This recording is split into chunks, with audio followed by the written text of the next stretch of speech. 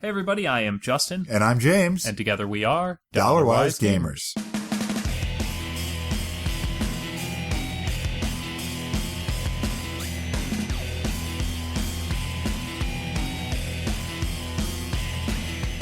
You okay, James? I don't know.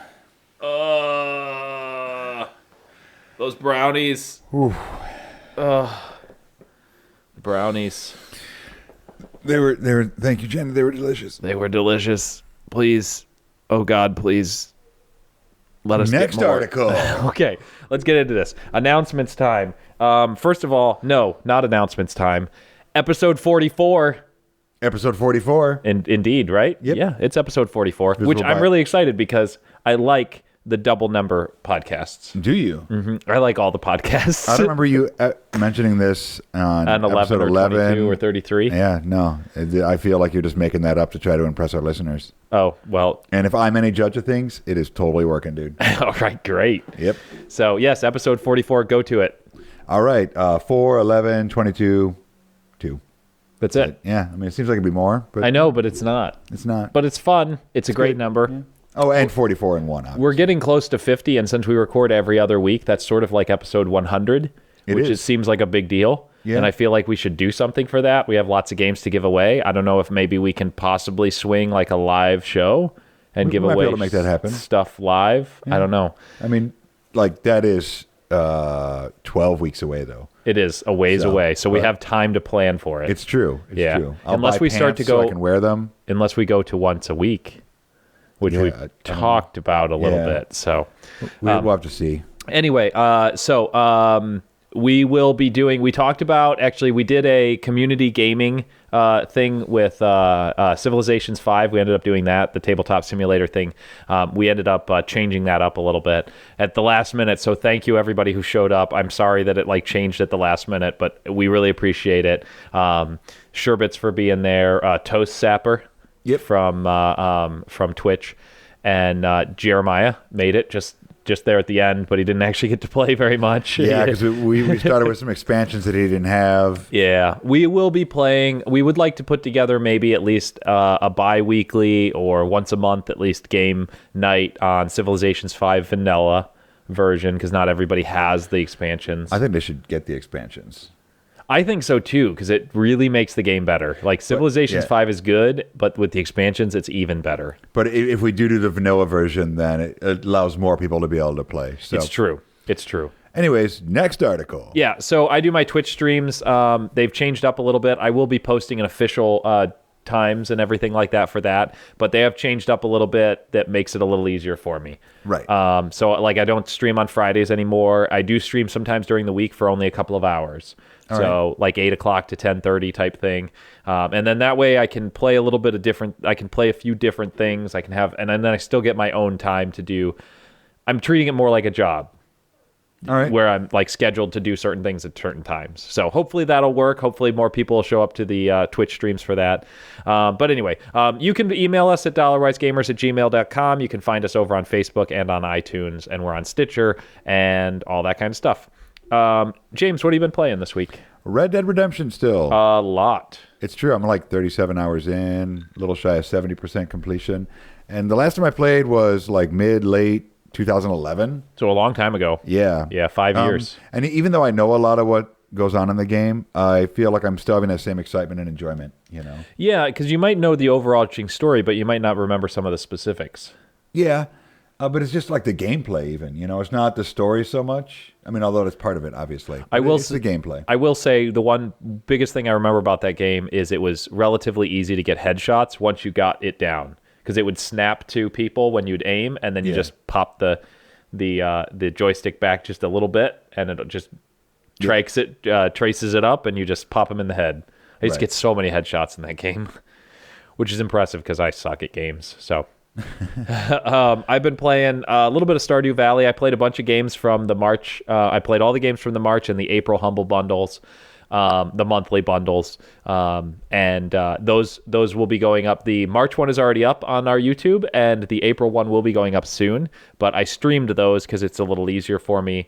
And I got a timer that counts down now, and an alarm that goes off when I reach the 10 minutes. So I'm starting to feel like for some games, 10 minutes might not be enough. Yeah, but I mean, that's part of the review. It's true. I would love to keep playing, but next game. That's right. Yep. Just like next article. There we go. All right. So let's dive into this. First article that I have for you is from quanticfoundry.com. So the title of the article is Game Genre Map, so the cognitive threshold in strategy games.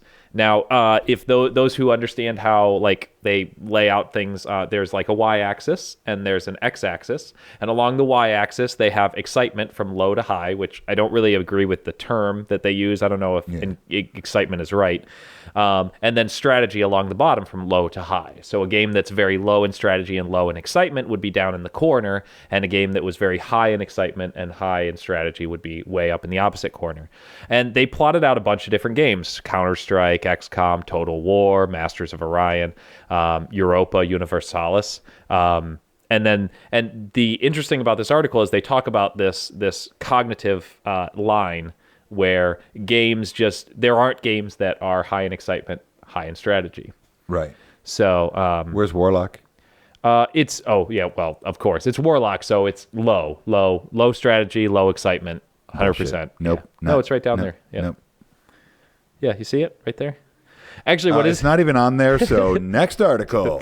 No, I just thought it was interesting because you've got along this line, you've got Dota, you've got StarCraft, you got Total War, you got Europa Universalis. XCOM is in there, mid strategy and low excitement. That I find, that's why I don't think that they mean excitement. What they mean is like action, speed, because like Counter-Strike is low strategy, high excitement. Yeah. So it's got to be more like that energy more than excitement. Yeah, but I think they probably didn't put Warlock on there because it threw off their argument that there was like a high strategy, high excitement. Yeah.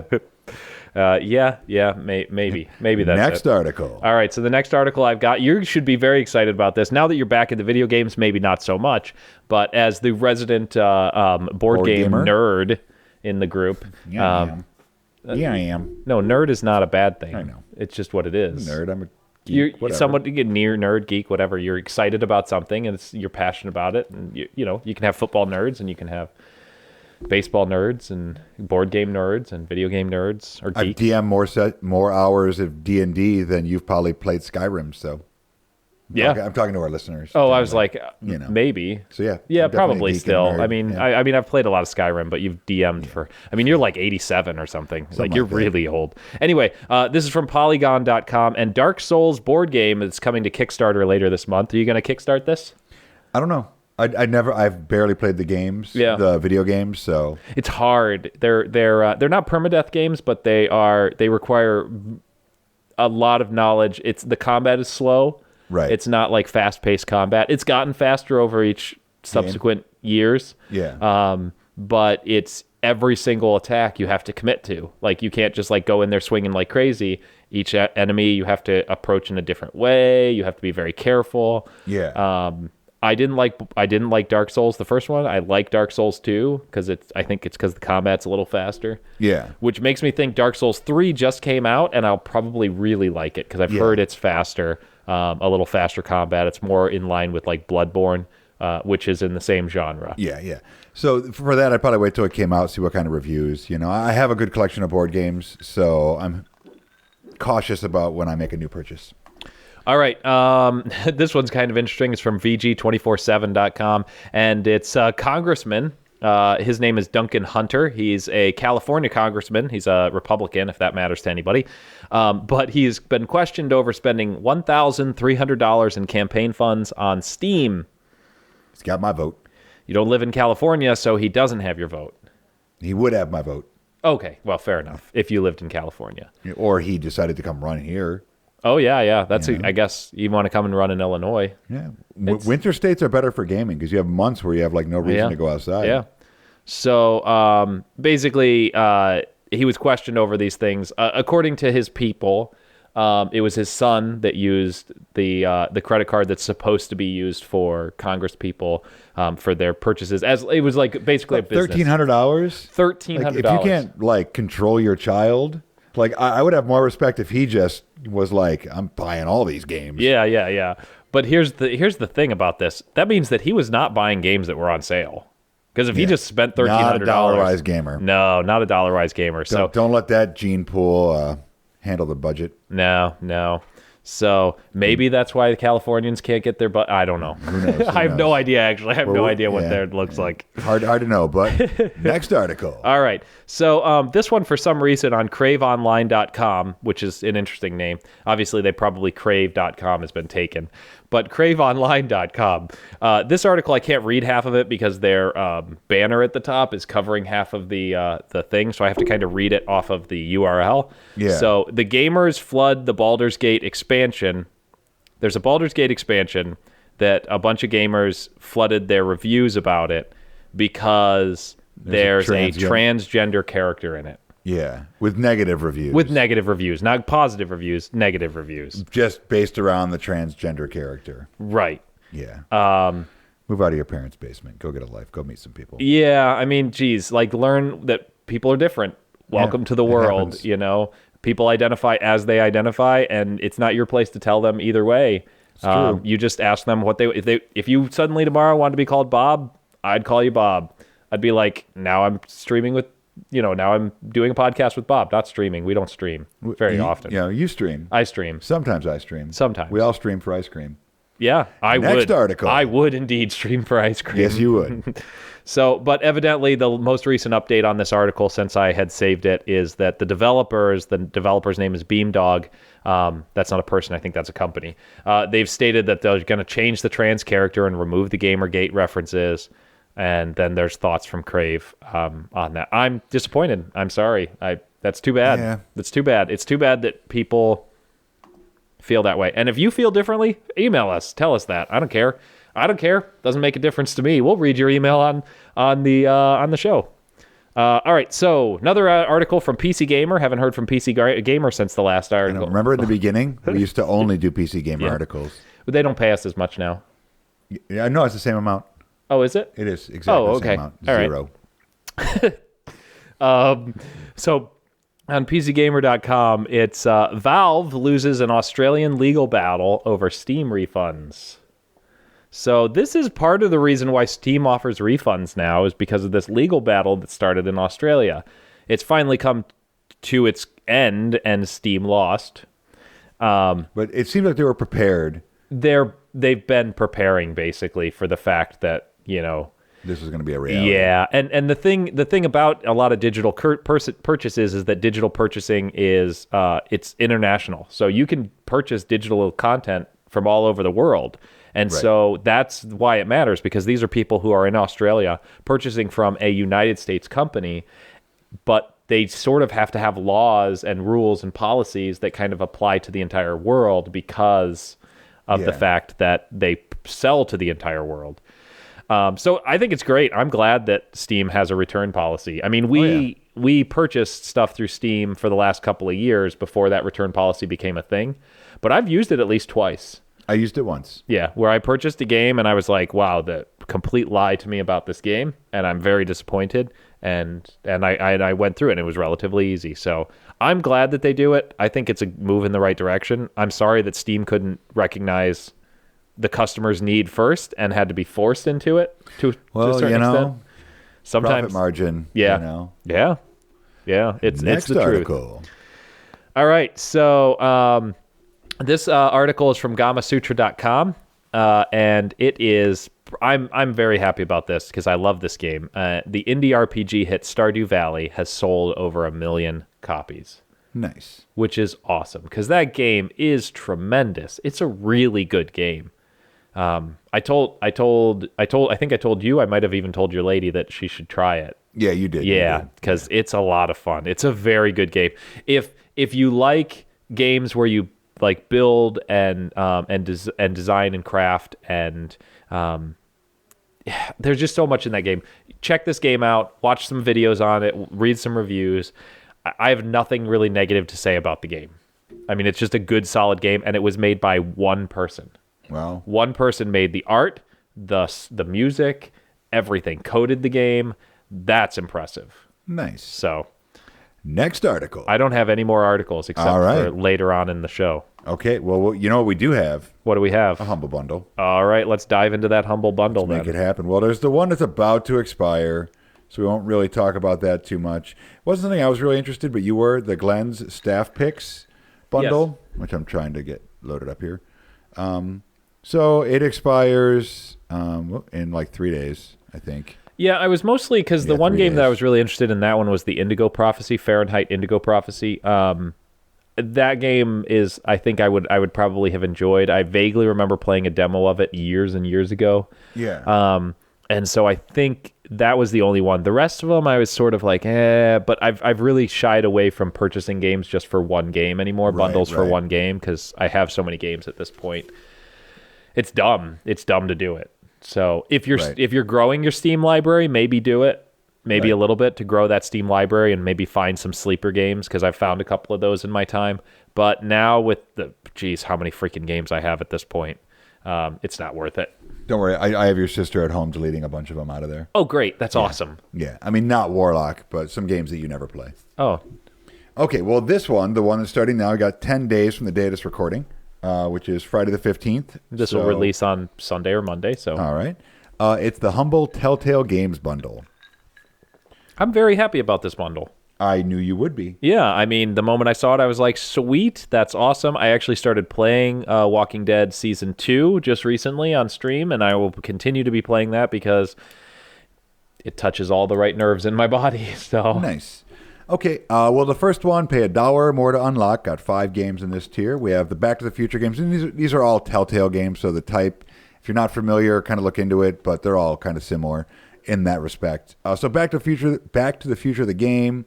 There wasn't any critic reviews for it, but the user was 7.4, and all of these were the same price on Steam and anywhere else. So we'll just gloss over that. $20 is what we could find the game for. It came out late 2011. And then there's Sam & Max Devil's Playhouse. It had a Meta 81, user of 8.5, and it was $20 where we could find it, and came out early 2010. And then Poker Night at the Inventory, which is an odd name. Meta of 71, user of 7.1, $5, and came out late 2010. And then Puzzle Agents 1 and 2. 1, the meta was 7 and 7.0, cost $5, came out early 2010. And 2 was 63 and 6.9, cost $10, came out early 2011. And the last one on this tier, Walking Dead Season 1, 89, 8.7, $25 what we found it for, and came out late 2012. All right, so a couple of things I just want to point out real quick. Things like Poker Night and Sam & Max do not use that what is the Telltale way that they tell stories now. Poker Night is a poker game, I think. It uses a lot of characters from Cartoon Network. Not Cartoon Network, I'm sorry. Adult Swim. All right. Older Adult Swim. Early aughts Adult Swim. And then Sam & Max is an old classic point-and-click adventure game. But a lot of the Telltale is sort of point-and-click. It just is a different way to tell the story. All right, so the next tier, which is, you can see... It is 8.11. Okay, so it's average at 8.11 right now. It includes Walking Dead 400 Days. This is right after Season 1, or it sort of takes place during Season 1. But it's a different story. It's not quite as long. 78 is the meta. 7.7 was the user. $5 is what we found it for on Steam. That's the best price. That's also the price on Steam. Came out late 2013. The Wolf Among Us. This game is $80 or $80. Goodness gracious, 80 was the score for bundle. That's a great deal. 80 is the meta score. 8.8 is the user. $25 is the best price we can find it on. That is also the price on Steam, and late 2013 as well. Poker Night 2, which is 75 meta, 6.9 for the user. $5 is the best price, also on Steam. Early 2013. And then Tales from the Borderlands. This actually just recently came out. Back early 2016? Yeah. Oh, because of the most recent one came out Oh, that might be it, yeah. Yeah, so it came out last year was the first. Because they come out in episodes. Yeah. So they came out last year roughly about the same time as Game of Thrones, which is in the next one. But 85 for the meta. Spoilers, by the way, that Game of Thrones came out is in the next one. You just steal the thunder of the last year from me. 8.7 is the user. $25 is the best price we found it for, and that's what that is on Steam. Okay, so $12 or more to unlock the top tier games. Game of Thrones, lowest meta 64, lowest user 6.4, highest price at $30. Sometimes being part of an existing universe just works. People love their Game of Thrones, which is coming back soon. Oh yes, came out late 2015, and then Walking Dead season 2, 80 meta, 8.3 user, $25. Late 2013 is when it came out. And we're done. Actually, we're not 100% done. I don't think we need a podcast anymore. That was perfect. Oh, we have more. Yeah, I mean, Janet won't let us quit the podcast, but no, sorry, Janet. Anyway, we did get an email this last week. We did. It was from a gentleman by the name of Bill. And Bill was just concerned, and Bill wanted to let us know that he didn't want. Oh shoot, I didn't want you to tell Janet that I didn't email you. Yeah, and don't worry, Bill. Don't worry, let her we're know. Fine. Okay, we did. Everybody else, we did, right? Yeah. Oh yeah. No, she knows. She knows. But everybody else, I don't know what you're gonna do, but hide. Okay, hide. Yeah. Leave us. Hide. Yeah, just 24-hour drive though to get to Levis. So but I haven't seen her since earlier today. Oh, she could be almost. She might be almost. By the time Levis might be dead. Warney's not going to get out there in time. Yeah, right. We did live through the Browning. Do they have phones in Canada? I don't know if they do. I think they said we call him, but I don't. They probably don't have phones. I think they have strings attached to things that go to Mounties.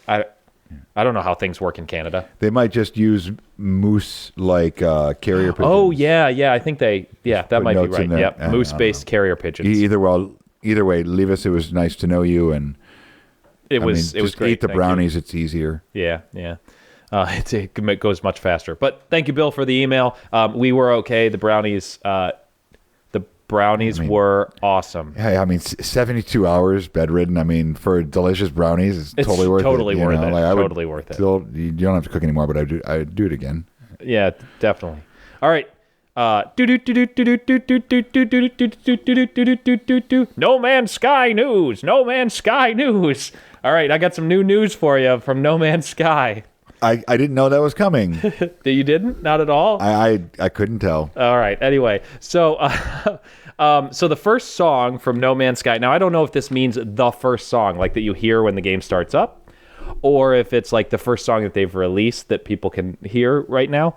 But this is a PC Gamer article, and it's the first song from No Man's Sky soundtrack, and it sounds heavenly. Yeah, it's great. I don't know if I can actually play it because people obviously own the rights to that, so I will not be playing it. But obviously the link is in the underbar of the video and the podcast. So go listen to it. You can go and listen to it. I think it's great. I really like it. But I like everything about No Man's Sky. So. Next article. But that's it. That's all I got for you. Wow, this will be a very short podcast. It's true. And we're making up for the very long podcast of last week. It's true. We're giving you your time back. Yeah, sorry about that. But Dire Nerd Studios, that was a lot of fun. It was. If you have not heard that last podcast or heard the entire interview, please go and check it out. Those are further back in the list of podcasts and such like. They're pretty awesome. Those guys have been retweeting us multiple times. Oh yeah. So thank you very much. We appreciate that. If you are listeners through Dire Nerd Studios, send us an email. Let us know that's how you found us, and we're glad to have you. It's pretty awesome. I got nothing else. I am done. All right. Hands are washed of the rest of the podcast. Wow. Okay. Enjoy your existence. Oh, I mean, thank you, Janet. Oh yeah, for the brownies. Thank you, Janet. Awesome, and Janet for the brownies. You're the best. Yes. Enjoy your brownies. Yeah. Enjoy your existence.